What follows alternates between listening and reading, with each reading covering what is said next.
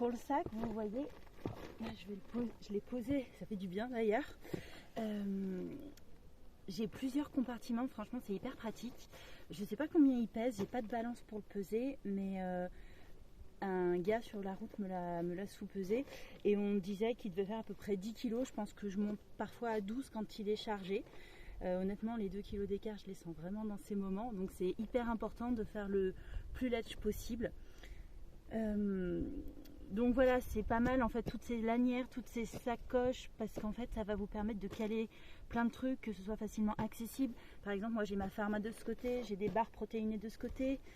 Là j'ai une poche qui peut même se détacher et qui fait sac à main si j'ai envie d'aller à la ville, ou qui permet de me promener avec mon papier toilette et passer en scred voilà, devant les autres.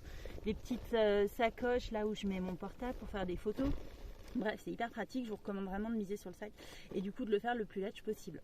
Donc pour dormir, du coup moi j'ai choisi le mode bivouac. C'est la première fois que je fais ça, donc je suis une débutante sur les grandes randonnées comme ça et sur le mode bivouac. J'ai choisi, ça c'est ce que j'ai de plus lourd je pense avec moi, c'est mon duvet. Lui il doit faire 600 grammes, il est assez volumineux. C'est pour ça que je préfère pas le mettre dans le sac parce que sinon ça me prend toute la place, donc je le garde sur le côté, moi ça me gêne pas. Un matelas qui permet de protéger du froid on va dire et de l'humidité, et j'ai dedans un petit matelas gonflable qui pèse quasiment rien mais qui permet de bien dormir. Et en tant que tente, j'ai juste une bâche, donc ça s'appelle un tarp il me semble, que je fixe sur mes bâtons de rando. Donc je vous montrerai ça en montant le camp ce soir ou demain. Voilà pour dormir. Pour les tenues, c'est simple, j'ai deux tenues au niveau vêtements. Donc j'ai celle-là, ça c'est pour les jours pairs. Donc c'est t-shirt rose et short noir. Et pour les jours impairs, j'ai t-shirt noir et short bleu. Donc en fonction des photos et vidéos, vous savez où j'en suis dans ma rando. Là c'est J8, donc jour pair. Donc deux tenues, et pour le soir, une fois que je suis propre, du coup c'est le mode pyjama, donc c'est un pantalon vraiment léger, fin, mais couvrant pour tout ce qui va être moustique et tout, même si moi j'ai pas trop de problème avec ça. Donc c'est un sarouel, et le haut c'est un t-shirt en coton qui permet aussi de sortir avec, aller au resto, manger, tout ça, et que ça fasse et pyjama et sortie de ville.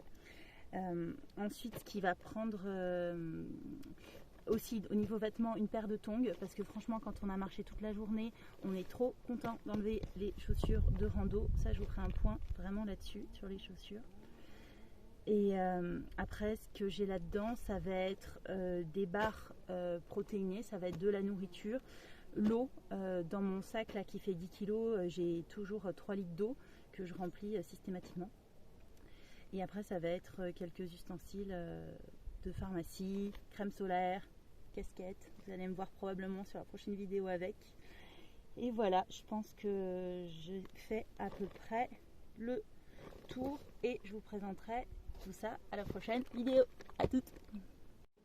Ah oui, et puis j'ai oublié de vous présenter aussi évidemment ma vraie doudoune pour le soir. Ça c'est hyper important. C'est un truc, moi c'est Miel la marque. Decathlon ils en font des très bonnes aussi, mais il faut vraiment vérifier que vous ayez un truc chaud, pas juste les petites doudounes qui vont à 15 degrés quoi. Là on est quand même en moyenne montagne, donc il faut être équipé. Donc du coup j'en profite pour vous présenter les bas.